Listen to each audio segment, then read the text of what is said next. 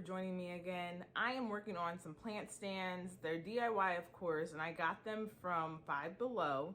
They are supposed to be tables, but for me, they're a little too low to actually work as a table, so I am making them plant stands. They're absolutely perfect. The one I'm going to show you first is going to go on the landing at the top of my staircase, and the other one might go in the kitchen or maybe given away to a family member. We'll see. But these are easy DIYs. Plant stands can be relatively expensive as far as what I've seen, and even pots. So the plant itself is a faux plant. It's a fiddly leaf plant, and I did get that at Five Below as well. And the gold pot is from IKEA. You can use any pot that suits your style or your liking. I was going to actually paint the pot that the fiddly leaf plant came in, and that's actually less expensive, of course, and then also acceptable for your space too. But I happened to come across the pot in gold at IKEA, and I just had to have it, and I knew it would work the best for this plant. So let's get started. Make sure you like, share, and subscribe, and leave a comment below about how you've made some of your plant stands or where you've purchased them for a good price point, maybe under $20 preferred. Just let me know in the comments below, and also let me know which plant stand you like the most, because I'm doing two different ones. All right, now we can get started. This is the table from Five Below. As you see, it's absolutely perfect to fit in a corner. It holds up to 76 pounds, I believe, so be careful if you are using a real tree or a larger plant, just because of the weight, potential weight issues rather. So it fits in the corner on my landing. I made sure to double check that. I also made sure the plant looked well on here, and you'll see that in a moment. Yep, and that's the fiddle leaf tree that I'm going to use. So I start by taking out the sticker on the back. As I said, this will be on the landing of my staircase, so I don't want to see the underside. I'm going to paint it. So the sticker comes off relatively easily.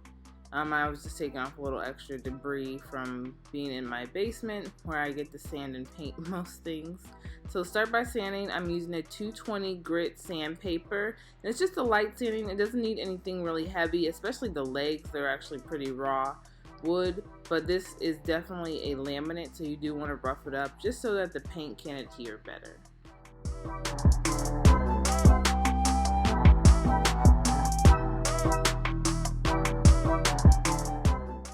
And here I'm getting started on all of the legs, just giving them a good rough sanding with the 220 grit. Here I'm just using a wet paper towel to wipe off all the debris from sanding. You definitely want to do this. You can also use a rag, but the paper towels are just a little easier because I can just dispose of them.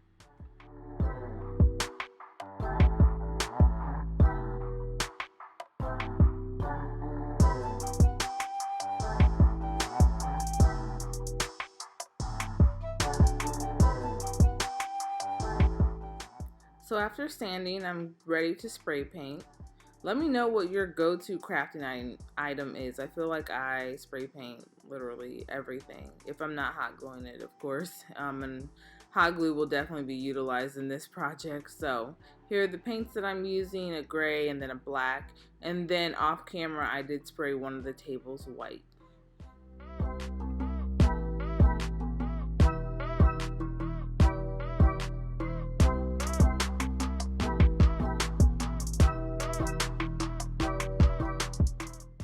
I just want to note that when you're spray painting the legs, try to angle them standing up or stick them in some styrofoam.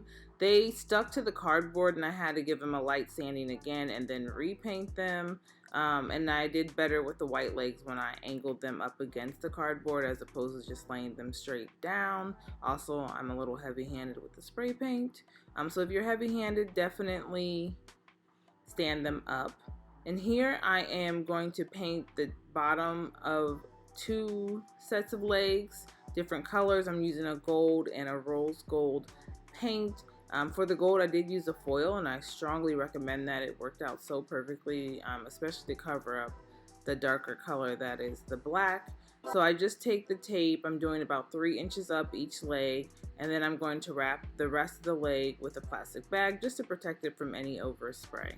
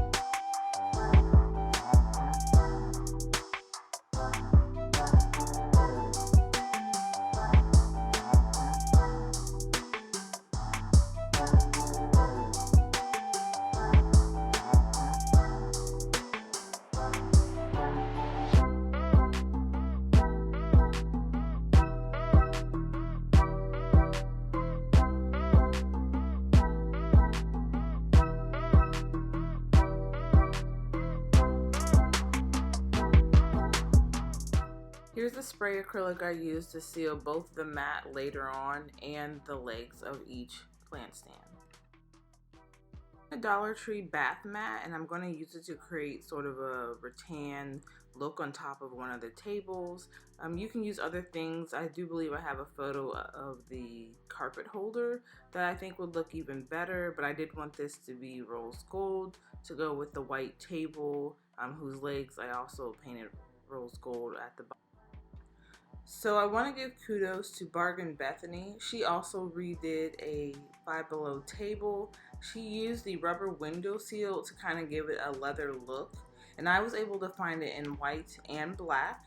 I do have a gray table, so the white rubber window seal is long enough to cover 2 tables, or the edging on 2 tables. So I cut it down to where I needed, and I sprayed part of it gray.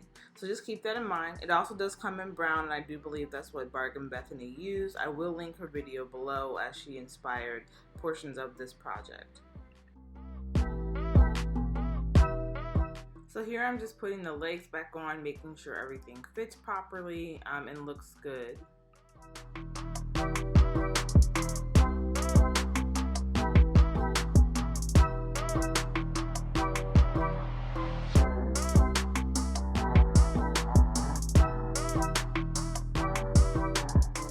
So as I finish up the tables and getting the legs on them, I wanted you to see what products I'm using to cover the tops of the table and really just give them a little more style. The first piece is this cork. I got this roll from TJ Maxx. It was on clearance for $4.50. You can use the cork from the Dollar Tree, but I don't believe it's big enough to really cover a lot of space on the table. I also used a Dollar Tree car mat for the black table. I just wanted to give it a little more texture and make sure I provided some stability for any plant pots that I put on top of it. And then you saw me do the bath mat as well from the Dollar Tree for the rose gold and white table. This item I thought would also work well if you're going for more of a rattan or canine appeal on the top of your table.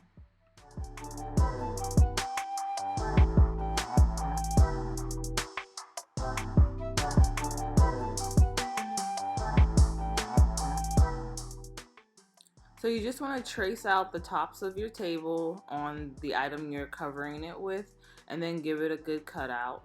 I will say you might want to cut a little bigger or smaller depending on the look you're going for. I did cut the cork smaller, and you'll see that when I do the gray table, just because I wanted some of the gray to be exposed. In this case, I didn't care if the black was all covered. I'm getting my hot glue gun ready, and I'm going to just glue her on top. And a mistake I made was tracing on the top of the car mat as opposed to the bottom, so some of the chalk does show through, and I had to give it a good scrub to get it off.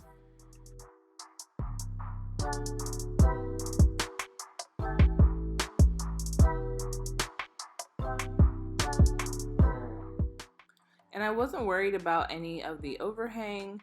That will be covered by the window sealer as well, or you can just cut it off if you want a cleaner line.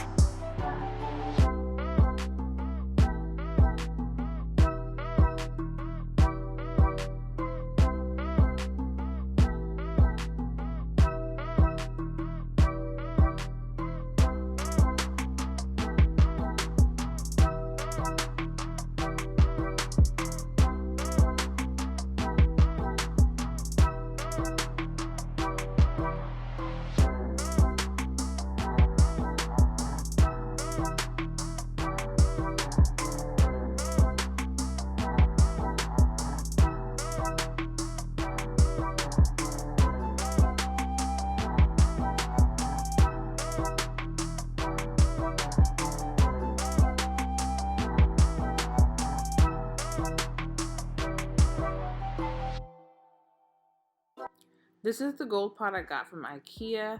I ended up not using it because I found a pot on Facebook Market I liked better. So here I've just cut the cork down to size. I am turning it over, like I said. I don't want the markings to show on top of the table, so I am marking it on the underside, just tracing around and trying to get the shape. You'll see later that I do try to measure about 1.5 inches inside of this line, just so I can expose some of the tabletop once I glue it down.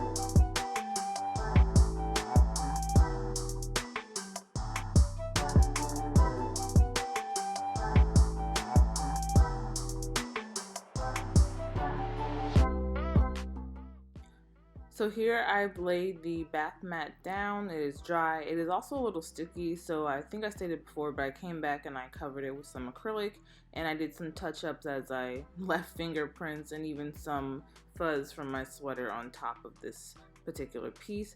But you just cut it down to size. There is a little bit of space left at the very end, so I did cut that down as well and just hot glued it on.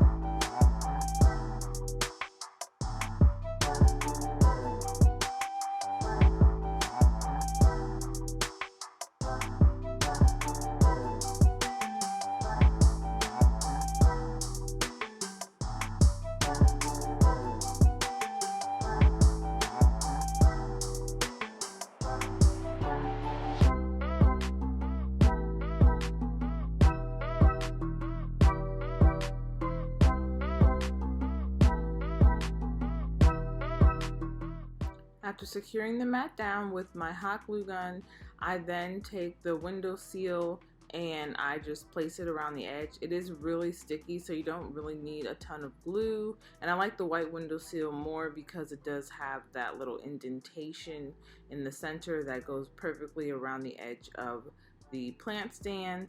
I did hot glue the end as suggested by Bark and Bethany simply because I didn't want it to come off or unravel later on. But otherwise it pretty much sticks on its own and you don't need to do a lot of gluing. You can adjust it as well without losing some of the tackiness.